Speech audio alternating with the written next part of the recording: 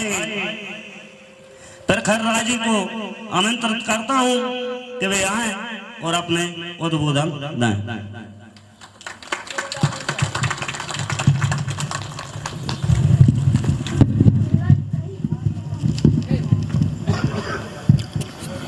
बोलिए भारत माता की, भारत माता की।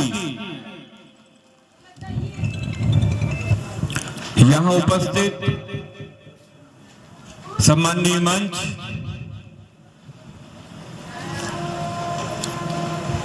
आदरणीय मूरत सिंह पटेल जी, मथुरा प्रसाद जी, रमेश चौधरी जी, कमलेश चौधरी जी, भगवान चौधरी जी, उपस्थित सभी अतिथिगण, आप सभी को संविधान निर्माता आदरणीय बाबा साहब भीमराव अंबेडकर जी की 131वीं जयंती पर बहुत बहुत शुभकामनाएं, बधाई।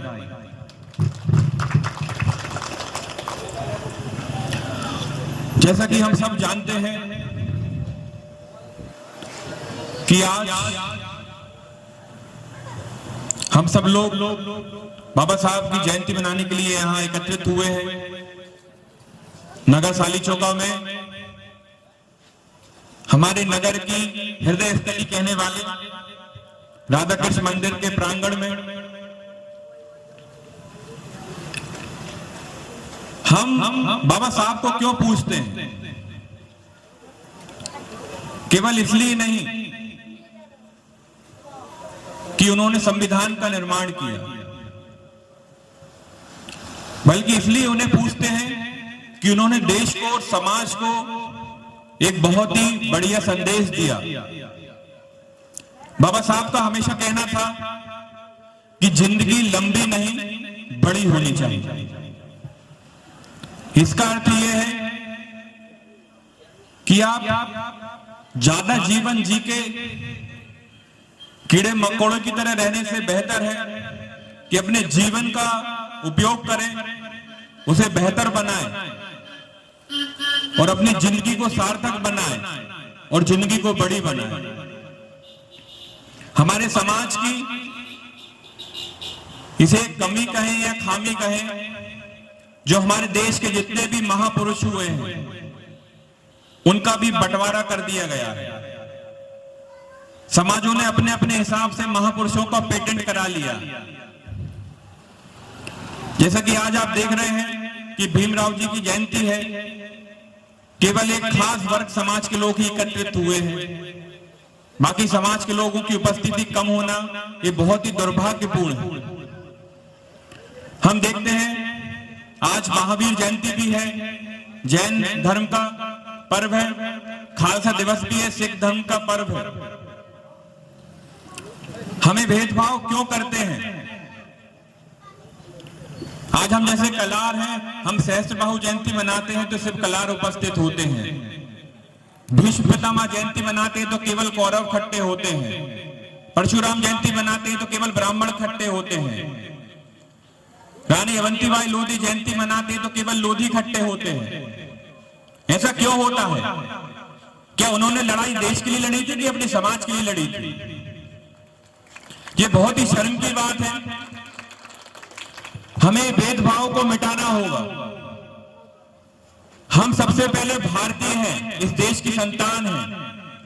याद रखें, महापुरुष वो बने हैं जिन्होंने देश के लिए अपना जीवन अर्पित किया है, इस माटी के लिए अर्पित किया है, अपनी समाज के लिए नहीं। कौन किस समाज में जन्म लेगा किसी को मालूम नहीं होता। हमारे देश में कई कुरीतियां और गलत परंपराएं चली आई, जिससे एक वर्ग समाज को बहुत पीड़ा झेलनी पड़ी, बहुत भेदभाव का सामना करना पड़ा। लेकिन आज के पढ़े लिखे युवाओं ने हमारे देश में फैली हुई कुरीतियों को समाप्त करने का जो बीड़ा उठाया है वो बहुत सराहनीय है। मैंने अपने जीवन में समाज के हिसाब से कभी भेदभाव नहीं किया।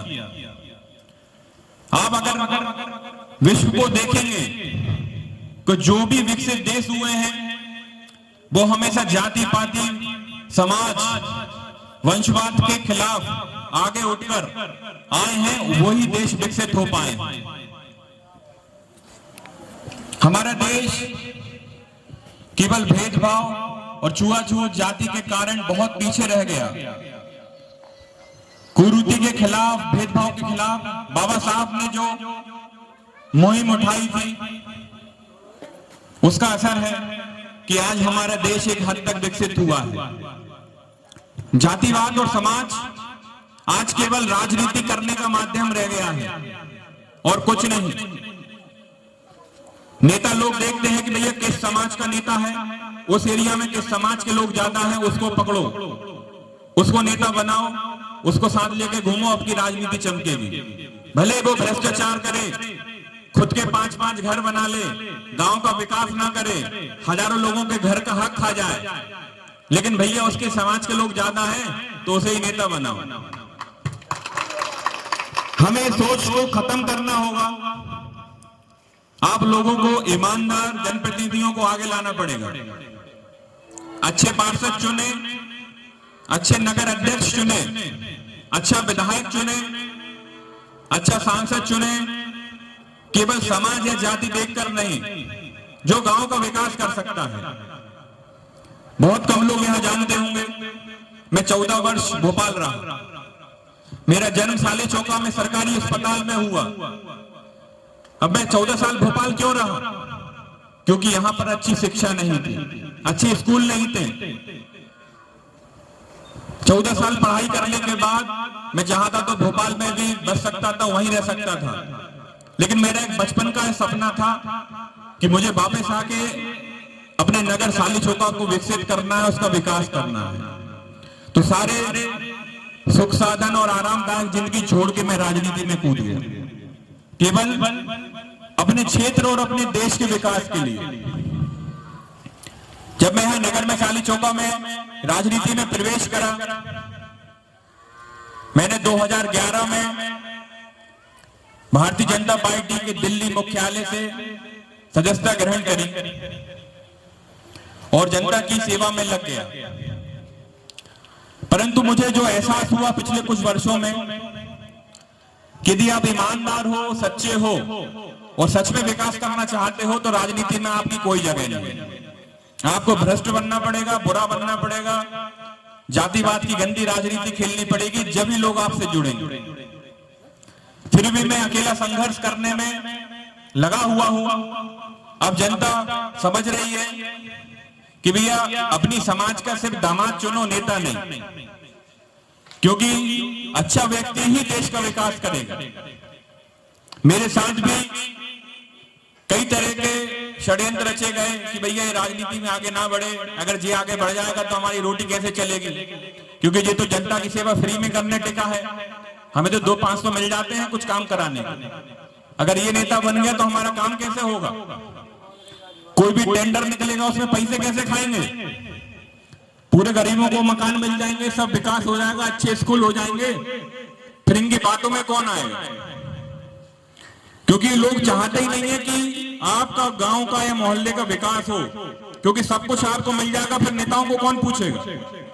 आपकी समस्याओं को इसलिए लटकाया जाता है कि आप उनकी चौखट पे सर पटकते रहो, फिर चुनाव के समय वो आएंगे रात में आपके पास, हाथ जोड़ेंगे, कुछ दान दक्षिणा भी देंगे कि भैया इस बार जिता दो, हम आपके लिए ये कर देंगे, वो कर देंगे।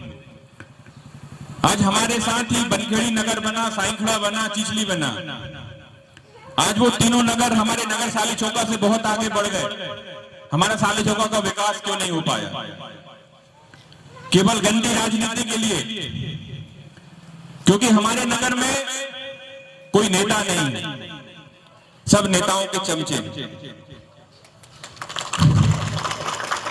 और चमचे केवल चाटने का काम ही कर सकते हैं। याद रखना, उनसे विकास कभी नहीं होता। विकास के लिए हमें एकजुट होना पड़ेगा, पूरे नगर को विचार करना होगा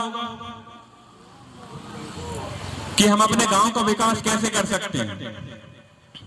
आप लोगों से यही अनुरोध रहेगा कि आगामी समय में जब भी चुनाव हो, एक अच्छा मोहल्ले का पार्षद खड़ा करें जो आपके बीच का हो, वो किसी भी पार्टी का हो, उससे मतलब नहीं है, लेकिन वो ईमानदार हो और आपका काम कर सके, वो किसी नेता के दबाव में ना आए। जैसे कि आप देख रहे हैं कि बाबा साहब का जो हम जयंती मना रहे हैं, नगर में कई गणमान्य नागरिकों की उपस्थिति नहीं है। अब मैं चाहूंगा कि हम कुछ ऐसा काम करें, लोगों को जागरूक करें कि जब अगले वर्ष ये जयंती मनाएं तो पूरा गांव एकत्रित हो और गांव में कोई भी जयंती मनाई जाए, हर वर्ग और हर समाज का व्यक्ति उसमें सम्मिलित हो। इसी बात के साथ मैं अपनी वाणी को विराम देता हूं। धन्यवाद। जय हिंद।